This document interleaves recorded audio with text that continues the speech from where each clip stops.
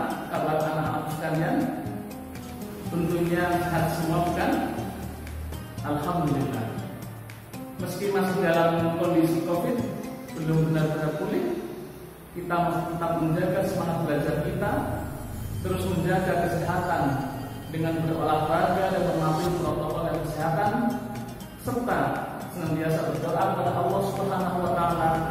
Semoga COVID-19 segera berlalu dari bumi pertiwi. Amin, amin ya rabbal alamin.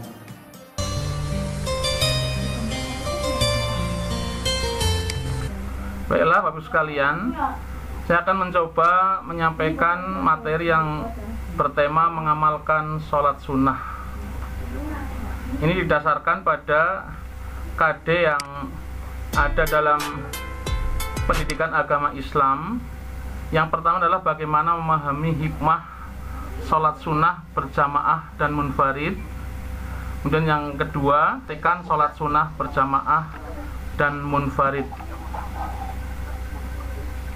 Bapak Ibu sekalian yang saya hormati, dalam materi ini ditayangkan di sini tentang kebijakan pemerintah terkait dengan izin sholat Idul Adha dan penyembelihan hewan kurban di zona hijau di masa pandemi. Di mari renungkan ini, peserta didik dimintai pendapat bagaimana situasi COVID atau Corona 19 di daerahnya masing-masing. Nanti setelah kita tanyakan, mereview kira-kira protokol kesehatan seperti apa saja yang harus disiapkan oleh seluruh masyarakat ketika mengikuti ibadah sholat sunnah Idul Adha.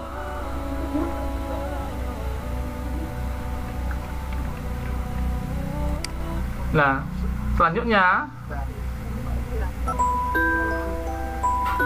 setelah kita mencoba melihat kondisi aktual masyarakat dalam praktek ibadah, maka yang dipaparkan berikutnya adalah konsep. Di sini konsepnya adalah konsep sholat sunnah. Apa itu sholat sunnah? Sholat sunnah yaitu sholat yang dianjurkan untuk dikerjakan, di mana orang yang melaksanakan sholat sunnah akan mendapatkan pahala dan keutamaan dari Allah Subhanahu wa Ta'ala. Jadi dalam kajian pemahaman Islam, sholat sunnah itu sejatinya dikerjakan di rumah.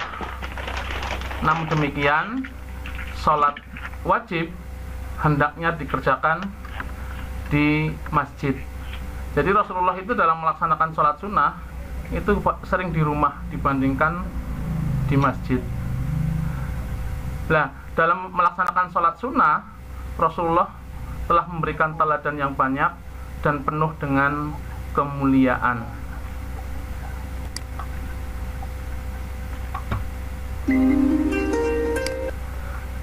Sholat sunnah di dalam ajaran Islam ini dibagi dalam 3 kelompok. Yang pertama adalah sholat sunnah yang dilaksanakan secara berjamaah. Yang kedua, sholat sunnah yang dilaksanakan secara munfarid. Dan yang ketiga, sholat sunnah yang bisa dilaksanakan secara berjamaah dan bisa dilaksanakan secara munfarid. Dalam kelompok sholat sunnah yang dilaksanakan secara berjamaah ada 5 sholat. Yang pertama, sholat Idul Fitri. Hal ini tentunya sering kita lakukan bersama ketika kita telah menyelesaikan puasa wajib Ramadan. Tepatnya tanggal 1 Syawal, setiap tanggal 1 Syawal sebagai umat Islam kita melaksanakan sholat 2 rakaat. Nah, kebanyakan di masyarakat Indonesia ini terjadi perdebatan apakah sholat sunnah Idul Fitri itu dilaksanakan di masjid atau di lapangan. Dalam perspektif sejarah perlu kita pahami bahwa pada masa awal Islam, umat Islam itu semuanya tentara. Jadi Rasulullah ini mengumpulkan pada tanggal 1 Syawal ini seluruh umat Islam di lapangan. Untuk apa? Untuk membangun kepercayaan diri pasukan. Kalau dalam bahasa militernya gelar pasukan, sehingga dilaksanakan di lapangan. Karena memang umat Islam pada masa awal Islam semuanya adalah tentara. Nah, seiring dengan perjalanan waktu dan umat Islam semakin banyak, maka ketika zaman sahabat ada yang melaksanakan sholat Idul Fitri di masjid, dan itu terjadi sampai sekarang.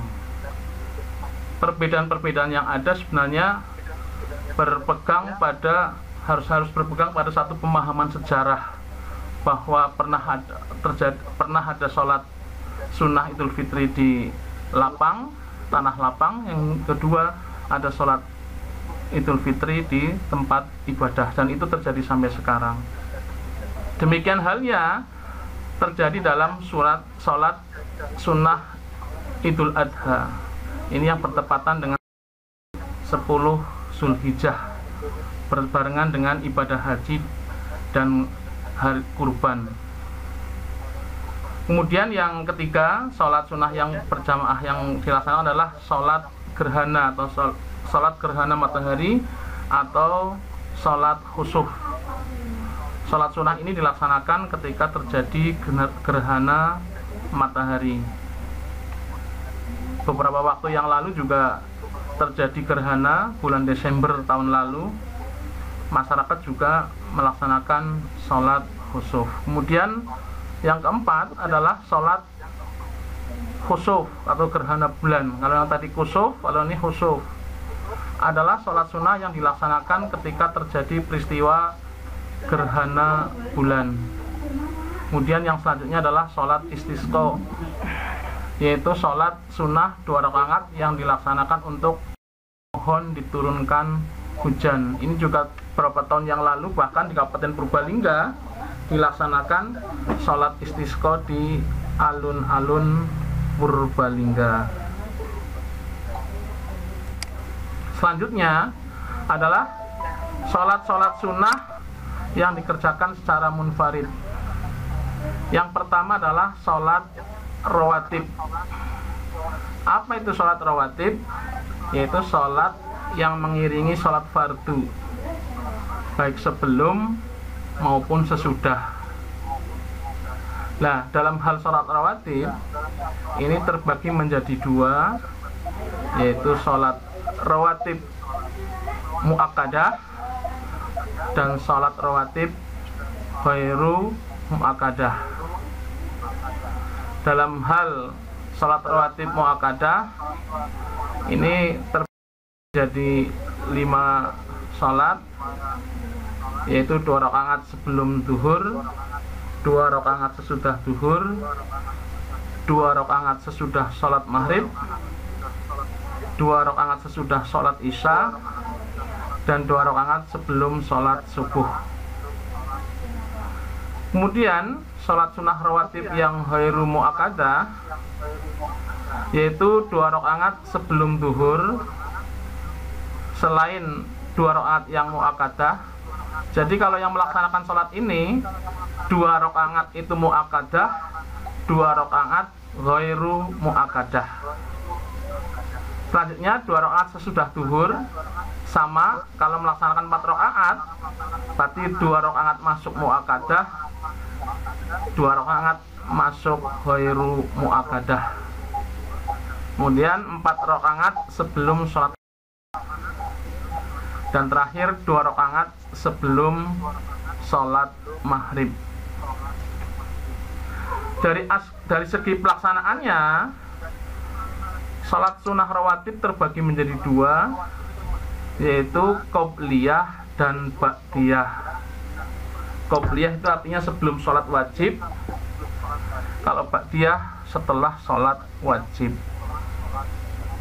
Itu yang pertama, sholat sunnah yang munfarid. Yang kedua, sholat sunnah tahiyatul masjid, yaitu sholat sunnah yang dilaksanakan untuk menghormati masjid.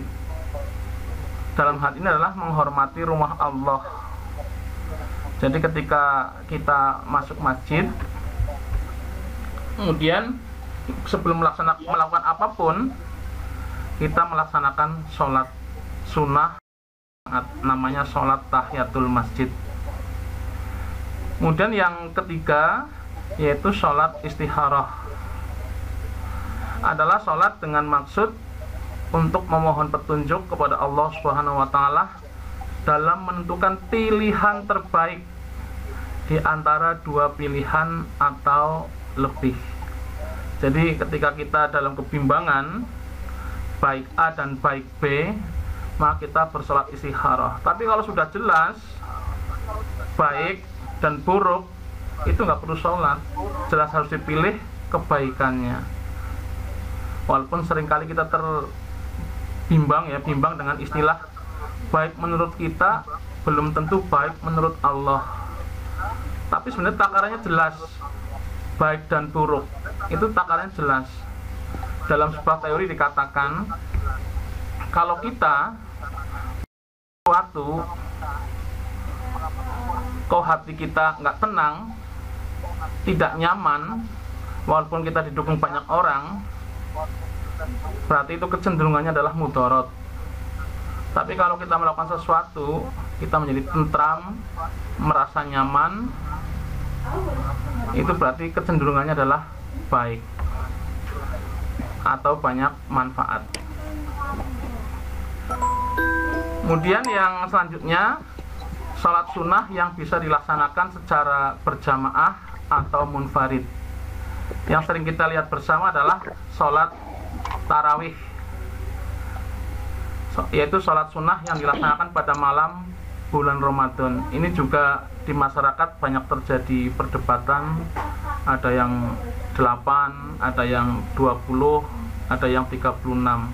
Mana yang baik? Semuanya baik. Yang tidak baik adalah sholat, karena semuanya punya dalil yang sahih gitu. Kemudian yang kedua adalah sholat witir, adalah sholat yang dilaksanakan dengan bilangan ganjil, yaitu 1, 3, 5, 7, 9, dan 11. Jadi maksimal sholat witir ini 11 rakaat. Minimal berapa? Minimal 1 rakaat. Tapi lazimnya di masyarakat kita di Indonesia ya 3 rakaat. Kemudian yang ketiga, sholat sunnah duha. Sholat sunnah duha ini sering disebut sebagai sholat awabim duha, adalah sholat sunnah yang dikerjakan pada waktu matahari sudah menaik sekitar 1 tombak, yaitu sekitar pukul 7, atau matahari 7 hasta hingga menjelang sholat duhur. Ini bisa dijadikan pembiasaan di sekolah. Misalkan ada Jumat Ruhani, bisa melaksanakan sholat sunnah duha. Kalau misalkan ada pemahaman yang lain, artinya sholat duha tidak bisa dilaksanakan sholat berjamaah, ya tinggal nanti di konsepnya dirubah menjadi sholat secara bersama-sama. Niatnya dewek-dewek, tapi tempatnya satu tempat bareng begitu. Kemudian yang keempat, yaitu sholat sunnah tahajud, adalah sholat sunnah mu'akkadah yang dilaksanakan pada sebagian waktu di malam hari. Konsepnya kalau sholat sunnah tahajud dalam riwayatnya itu dilaksanakan setelah kita tertidur, hajat sebelum tidur. Itu yang saya pelajari dari kecil. Namun demikian dalam prakteknya di sini konsepnya adalah di sepertiga malam terakhir, konon yang terbaik. Kemudian yang kelima, sholat sunnah tasbih, adalah sholat sunnah yang dilaksanakan dengan memperbanyak membaca tasbih. Sholat tasbih ini merupakan sunnah khusus dengan membaca tasbih sebanyak 300 kali di dalam sholat. Dalam sebuah ilmu fikih sana, kalau malam hari dilaksanakan 4 rakaat dengan 2 kali salam, kalau siang hari dilaksanakan 4 rakaat dengan sekali salam. Nah, kemudian apa hikmahnya ketika kita melaksanakan sholat sunnah? Yang pertama, jelas disediakan jalan keluar dari segala permasalahan dan persoalan dan diberi rizki yang cukup oleh Allah Subhanahu wa Ta'ala. Jadi menurut Syekh Abdul Qadir Jailani itu, Rasul hayat asobru, pimpinannya kehidupan sabar. Jadi orang yang sholat sunnahnya rajin akan diberi kesabaran. Kalau kena masalah, innalillah. Kalau dapat rezeki, alhamdulillah. Jadi kalau ada masalah, sabar. Kalau dapat rezeki, syukur. Ya, hidup adanya sabar, syukur, sabar, syukur, sabar, syukur. Kemudian yang kedua adalah menambah kesempurnaan sholat fardu. Yang ketiga, menghapuskan dosa, meningkatkan derajat keridhaan Allah, serta menumbuhkan kecintaan kepada Allah Subhanahu wa Ta'ala. Kalau dalam konsep tasawufnya mahabbah, kalau kita semakin menjalankan perintahnya, karena semakin dekat dengan Allah Subhanahu wa Ta'ala. Walaupun konsep mahabbah oleh Robi'ah al-Adawiyah sendiri, sampai-sampai dalam teorinya Robi'ah itu tidak ada ruang sedikit pun rasa benci walaupun kepada setan gitu. Jadi Robi'ah saking cintanya kepada Gusti Allah tidak punya ruang kebencian walaupun kepada setan. Maring setan dia enggak ora wadeh, maring Gusti Allah gitu. Kemudian yang kelima, mendatangkan keberkahan pada rumah yang sering digunakan untuk sholat. Rasulullah, sebagaimana tadi saya sampaikan di awal, itu sering melaksanakan sholat sunnah di rumah. Ini sering menjadi menjadi perbincangan karena memang rumah Rasulullah itu di sebelah masjid persis, sehingga sampai hari ini ada orang yang sholat sunnahnya di belakang, kemudian ketika sholat lainnya lagi bergeser. Itu pergeseran sholatnya Rasulullah dari rumah ke masjid sebenarnya kalau kita mau pelajari aspek sejarahnya. Sampai hari ini masih dipraktekkan. Kemudian yang keenam, hidup menjadi terasa nyaman dan tentram. Orang yang dekat pada Allah, semua masalah ada jawabannya. La yukallifullahu nafsan illa wus'aha. Allah tidak akan memberi beban kecuali sesuai dengan kemampuan manusia. Itu. Jadi dalam prakteknya, salat sunnah yang sering kita laksanakan ini semuanya pernah dijalankan oleh Rasulullah Muhammad SAW. Kita yakin bahwa Rasulullah punya sebagai teladan yang baik, maka apa yang dilakukan oleh Rasulullah secara universal adalah kebaikan.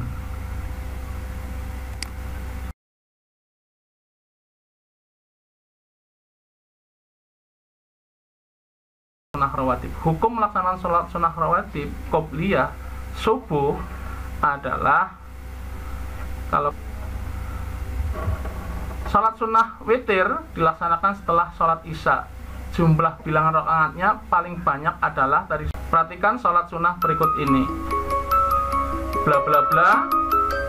Sholat sunnah yang dapat dilaksanakan secara munfarid atau berjamaah apa saja.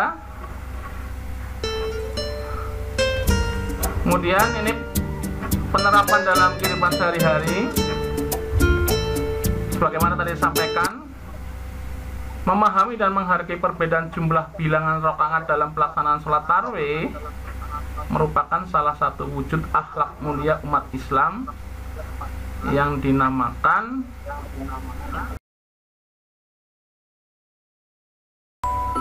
kemudian terakhir sholat rawatib yang hukumnya muakkad adalah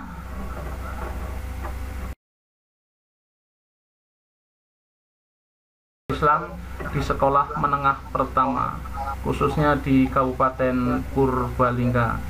Kurang lebihnya mohon maaf, barangkali ada pertanyaan bisa disampaikan dalam sesi diskusi. Assalamualaikum warahmatullahi wabarakatuh.